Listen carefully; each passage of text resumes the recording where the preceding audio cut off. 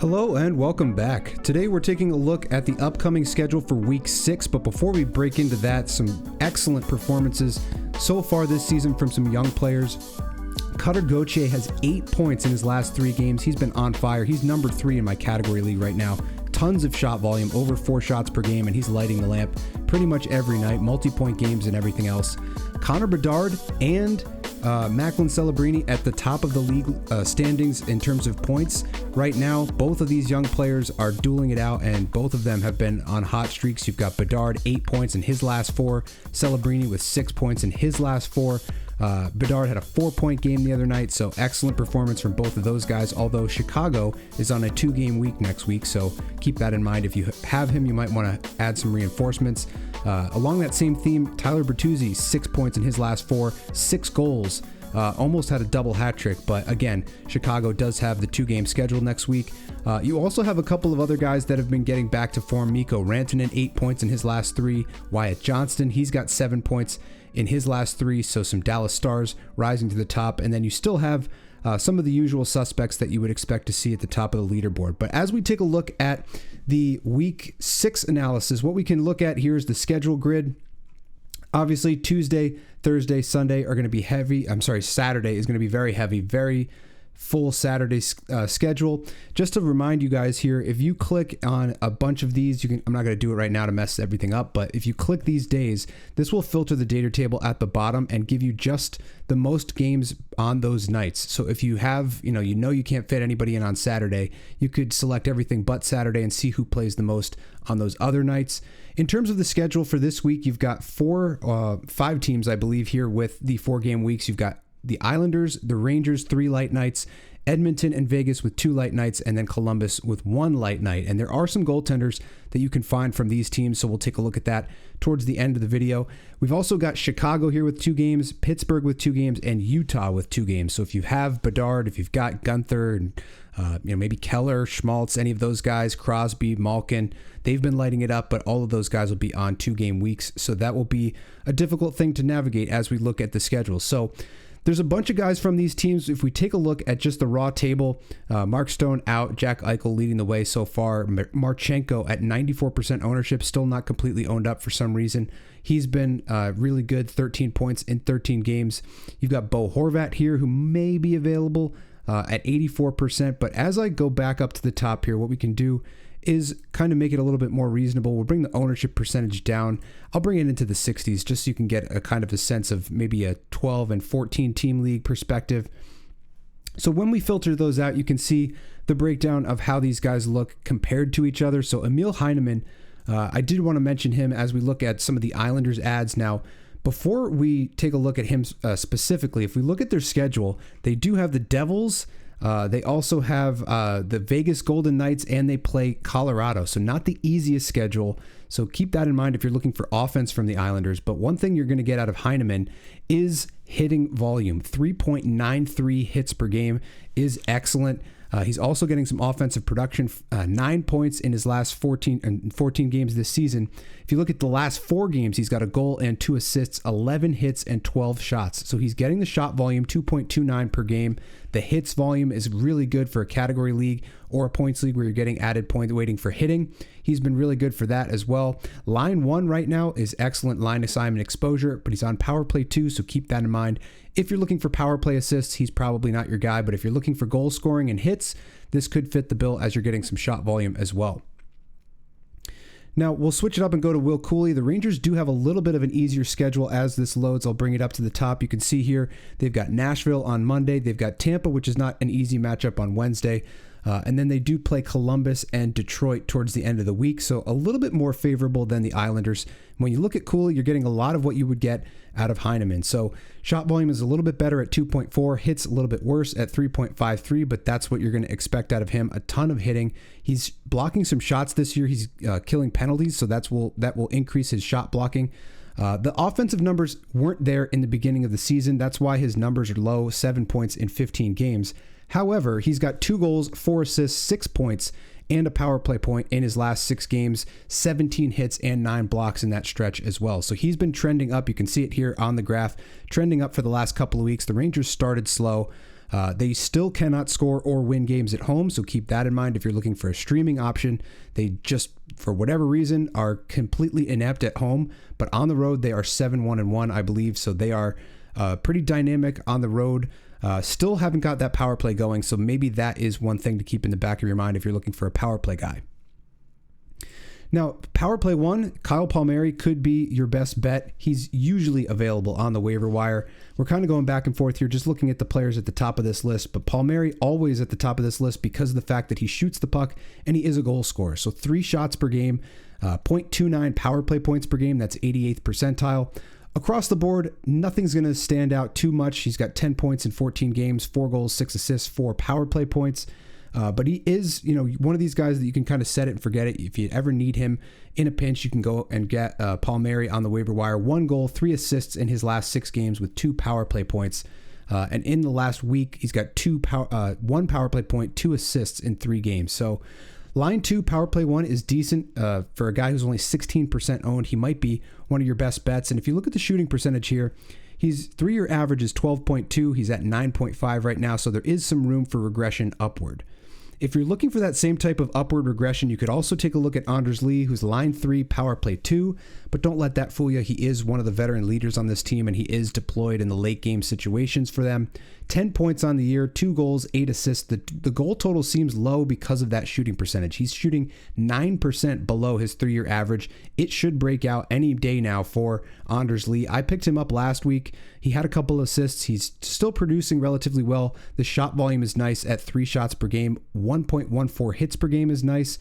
So he's going to get you a little bit of peripheral floor if you're looking for that. He may get you a power play point here and there, but don't expect a ton of those. But I do expect the goals to start coming for Anders Lee. So especially if you have Matthew Schaefer or even Tony DeAngelo feeding him pucks, that could potentially increase his looks, and that shooting percentage has to rebound at some point. Now, another guy we got to talk about is Voronkov. Voronkov was hot for a little while. He's kind of faded a little bit in the last week. The numbers have gone down just a touch, but the hitting is back. That is the good thing to see. So, single position left winger, 2 goals, 1 assist in his last 6 is not the best. However, 16 shots and 13 hits. So 2.3 hits per game, 2.15 shots per game. The goal totals are nice, 5 goals in 13 games. So he's kind of picking up where he left off his rookie season with that hitting volume. He kind of let that go a little bit in the last year or two, but he's picked that back up under D. Nevison. And if you're going to get that floor plus a little bit of offensive ceiling, he's line 1, power play 1, 32% ownership. I've seen a bunch of guys in the Creators League go out and pick him up off the waiver wire. So he could be one of your better options from Columbus. You also have Boone Jenner. They've got Sean Monahan, who's, I believe, day-to-day, so that might elevate Boone Jenner in the lineup. He's currently line 2, power play 2, but that could, again, change with Monahan's availability. Center, left wing, dual position eligible. He's one of those guys that I usually go to for that peripheral floor. 2 hits per game. Shot volume is a little bit low right now. Offensive production is a touch low as well. 8 points in 13 games. If you look at last week, 2 assists in 3 games, 4 shots. Nothing crazy there, but again, if he's getting elevated in the lineup, that could be the opportune time to grab him. So now, as we look at individual teams, you can take a look at some of these guys. I'll start picking them off here, but we went over Cuylle for the Rangers. If you're looking for a defenseman, they really don't have anybody else to quarterback that power play. They're going with Brayden Schneider. There is no real offense out of him, so you're just getting peripherals with Schneider. The only other guy that I would maybe recommend is Alexis Lafreniere. He should be top 6. He should be power play 1 at the moment until Vincent Trocheck comes back. Trocheck was on the road trip. He went to Detroit with the team. I don't know when they're going to activate him, but he has been skating in a non-contact jersey. But even if he is in the lineup, it was usually Panarin, Trocheck, and Lafreniere. So Lafreniere started ice cold. He's picked it up lately. 1 goal, 5 assists, 6 points in his last 7 games. So a little bit better than what he was doing early on in the season where he was invisible. 1.4 hits per game, 2.2 shots per game, and he is getting a little bit of power play time now. That's been the Achilles heel to his file this whole time, just not getting a lot of power play opportunity, but he is getting it now, at least for the short term until Trocheck comes back, and then we'll have to see how things fall. But in terms of ownership percentage, it's not showing up here, but he is 19% owned, so he should be available in a 12-team league.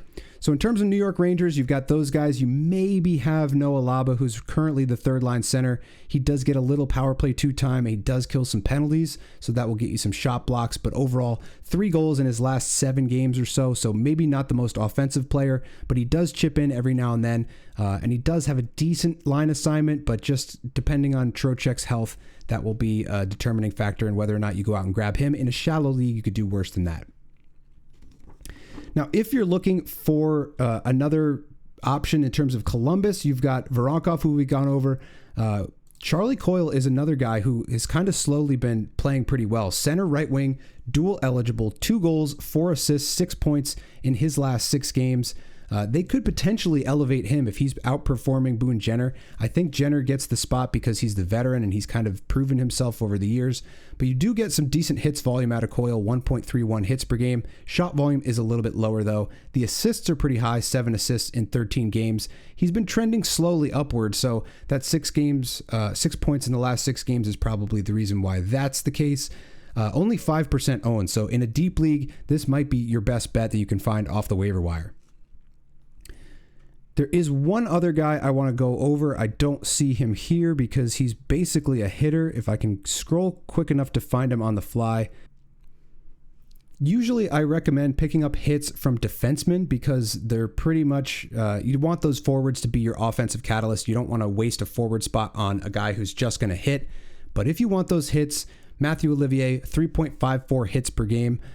He's had 17 hits in his last 4 games. He had a 9-hit game, and he had a 4-point game against Toronto a couple games ago, a goal and 3 assists. He's not necessarily known for his goal scoring or his point production, but every now and then he will chip in and score some points for you. So that plus the hits volume is going to be a key there. He's going to hit a little bit more than Voronkov and Coyle. So if you're looking for a hitter specifically from Columbus, he would probably be your best bet. Now, as we shift, I mentioned a couple of the Islanders that I wanted to go over. We do have JG Pageau, who could be another option. If you're in a fantasy league with face-off wins, he's obviously a must-own. 11% ownership means that he's probably just owned up in those in those leagues with face-off wins.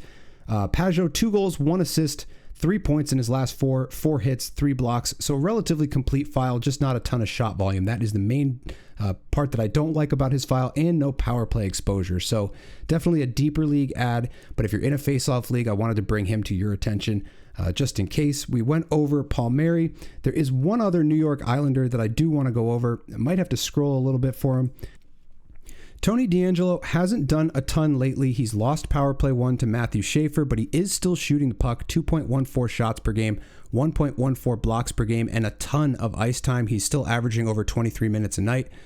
He's currently listed on the 3rd pair, 2nd power play unit, but I just kind of think that's semantics. He is getting a ton of ice time, so in a week where they're getting 4 games out of the New York Islanders, they are playing 3 light nights, so this could be an option for you if you're looking for defensemen with a little bit of offensive upside. Only 5 points on the year, but that could potentially bounce back. He has that kind of score in bunches mentality where he'll put up a goal and 3 assists in a week, and he's been a little bit cold for the last couple of games. He is shooting below his 3-year shooting percentage average, although that does not take into account the KHL time that he spent. So this is an interesting file for you if you're looking for a defenseman. There's not a whole lot out there on the waiver wire, and we'll go into some other defensemen as we move into the Edmonton Oilers. So as we do that, we'll take a look at one of the options that you could find, which is Mattias Ekholm. He's on the top pair, top penalty kill unit, 2nd power play unit. I believe it's going to be him and Jake Walman on that 2nd unit. Of the 2, I would probably prefer Walman, who's a little bit more offensive, and they seem to roll out Walman in those overtime situations to try to get some game winners, which he has been doing in the past. But in terms of blocks, you're not going to find much better than Mattias Ekholm, 2.27 blocks per game. If you're in a points league with 1 point per block, that's going to give you a nice floor. If you're in a category league, that's going to pad that category for the week. 1.8 shots is a little bit low. He does have 1 power play point, 6 points in total. Is not terrible for a guy who's usually more of a stay-at-home defenseman, but he's been relatively reliable as this kind of waiver wire guy. I do think the ownership is a little bit high given what he's going to provide. Now, the other option I mentioned is Jake Walman, a little bit higher owned up at 56%, mainly because he is more offensive. He's got 7 points in 9 games this year, a goal and 6 assists. He is shooting just slightly above his 3-year average, but he's going to get you the same level of blocks that you're going to get out of Ekholm. 2.33, but you should be getting a lot more shot volume out of this. For whatever reason, this isn't the case this year, but he does usually shoot a little bit more than this. The assist numbers are pretty good. 6 assists in 9 games is a good per game level. And he does factor in on that second power play unit. So these are 2 defensemen that you could go for just for blocks, maybe for a little bit of offensive production if you can find Jake Walman out there. One other guy I want to talk about while we're here with the Edmonton Oilers is Jack Roslovic. So one thing that I've seen is that Heineman may be coming back next week. We don't know. That's kind of a wait and see approach. And in the meantime, he's been very productive in getting some power play time on that top unit. He's got 3 goals, 4 assists, 7 points in his last 7 games. 3 of those are power play points and 20 shots in that span. So 2.38 shots per game is nice. The power play production has been pretty good. 3 goals, 5 assists, so a nice even split. You can see down here 4 points at his last 3 with 8 shots. Second line, but power play 1, and that'll be kind of what you have to monitor as Heineman maybe comes back into the fold. I don't know if they'll rush Heineman back onto power play 1 though. So for this upcoming week, you may still get Jack Roslovic as your power play 1 guy. He's center right wing dual eligible if I'm not mistaken, and he's only 16% owned. So he should be maybe at the top of this list if you're looking for offensive production. The only thing is it is a line assignment type of thing where if he's not playing with McDavid or Draisaitl, that could, negatively impact his production. So just keep that in the back of your mind as well. In terms of other Oilers, there's a couple of guys you could look at in terms of throwing darts at the dartboard. A little bit further down here, you can maybe find a guy or 2 to fill a role. Maybe you have Isaac Howard. Maybe you've got Matt Savoy on your radar, but they've been so unproductive that you really kind of have to scroll down here to find anybody. So in the meantime, if you're looking at some of the other potential options, you could look at Trent Frederick for hits. He's 3 position eligible. I'm not sure if I can find him here as I'm talking. So with Frederick, only 1 point in 15 games. That seems really low. He should probably break out of this just given the fact that he's shooting 5.6% below his 3-year average shooting percentage. And on top of that, you're going to get a ton of hits. So 3 hits per game, 95th percentile. He's 3 position eligible. So even though they only have 2 light nights on those heavier nights, you will probably be able to get him into your lineup. Maybe not Saturday, but they play Monday, Wednesday, Thursday, Saturday. So the front half of that week, if you're looking for hits, this could be a good pickup. 29 hits in his last 7 games. That's 4 per game, 4+ per game over the last couple of games here. So even better than that 3.07 season-long average. Another guy you could potentially go to for the same type of thing would be Podkolzin. Podkolzin, I don't have a file for him on here, maybe getting filtered out for some reason, but 1 goal, 16 hits, 13 shots, and 4 blocks in his last 4 games. So he's another guy who's going to get you 4 hits per game or around that. He's top 9. I don't know if he's going to be top 6 or anything like that, maybe middle 6. But again, for hitting, I would probably prefer a defenseman. And if you're going to do that, Vegas has probably the best options available this week. So on the one hand, if you're looking at offense, you've got Ivan Barbashev. He does chip in some hits every now and then, but offensively speaking, he's one of the hotter Vegas Golden Knights. 3 goals, 1 assist in his last 2 games. 3 goals, 3 assists in his last 6 games. 14 points in 13 games total. 29% owned, line 1, power play 2. So this is an excellent file. I believe he's single position left wing now. Used to be kind of 2 position center left wing. So if he had that would be a little bit more advantageous as they only have the 2 light nights. But 1.5 hits per game is nice. Shot volume is a little bit low at 1.5, but everything else looks good. He's above a point per game. Maybe expect some regression there. You can see him shooting way above his 3-year average shooting percentage at 30% right now. So maybe expect a little bit of regression, and maybe that factors in this upcoming week. This kind of comes down to, are you riding a hot streak or are you expecting regression? If you like to ride those hot streaks, Barbashev is probably your best bet. Now, in terms of defensemen, in Vegas, there's a couple of guys you want to look at. One for kind of hits and blocks, and one mainly for blocks. The hits and blocks option seems to be Jeremy Lauzon. You know about him from his days in Nashville as a massive hitter, one of the top 5 best hitters in the league. Over the past 6 games, he's got 1 assist, 20 hits and 14 blocks. So for both category coverage, 3.69 hits per game, 1.69 blocks per game, 3 points on the season is not why you're owning him. You're getting a ton of hits and blocks out of him, only 15% owned. While we're here, we could take a quick look at Noah Hanifin. I'm not 100% sure about his status in terms of where he's slotting in the lineup. Power play 2 is what it shows here, D2, and the top penalty kill unit, so that'll get you some blocks out of that. He is shooting at well below his 3-year average. No goals on the season, only 1 point in 3 games. 3.67 shots per game is an abnormality because of that low sample size, so keep that in mind. But at 46%, that seems a little bit high for a guy who hasn't played a lot this year and maybe doesn't have his game back up to speed 100%. The other guy I wanted to talk about, I might have to scroll a little bit here because he is mainly a blocks option. If you're in a league with blocks as a 1 point per block type of thing in a points league, or if you're trying to stuff the blocks category in your category league, you're probably not going to find anything better than Brayden McNabb. 100th percentile in blocks, 3.46 blocks per game plus 1.46 hits per game. So Lauzon is the heavy hitter who gets some blocks. McNabb is the heavy shot blocker who gets some hits. It depends on what you need. He's 17% owned, D1, PK2, so you're going to get a lot of those shot blocks on the penalty kill, which is nice. And he's been doing it lately as well. 10 hits, 21 blocks in his last 6 games. So really productive in that span just for those hits and blocks coverage.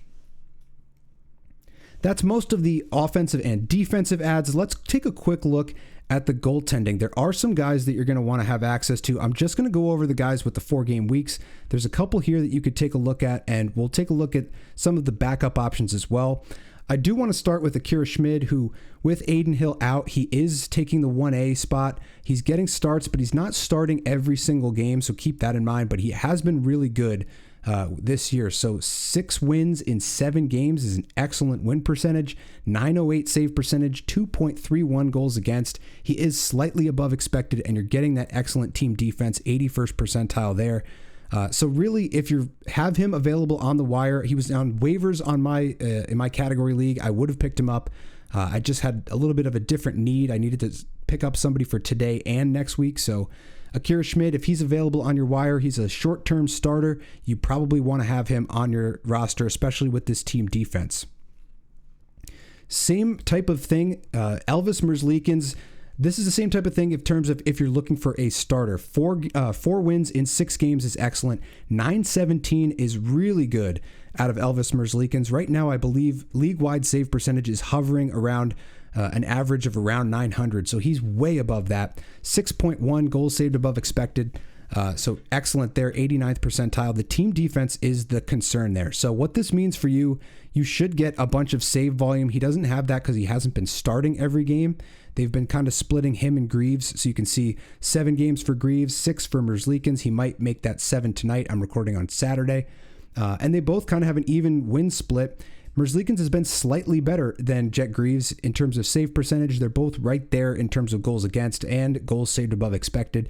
Either of these two guys are excellent options, and they should probably start 2 games this upcoming week. So as I move up and take a look at the schedule for Columbus, they do have the 1 light night, which means they probably play a lot of those heavier nights where you may or may not get them in, but if you're looking for a starter, that doesn't really matter. So you get the back-to-back Monday, Tuesday, and then Thursday and Saturday. They've been going back and forth with these goaltenders, so I don't know how much that matters. They'll probably each start 2 games, so you can kind of count on that.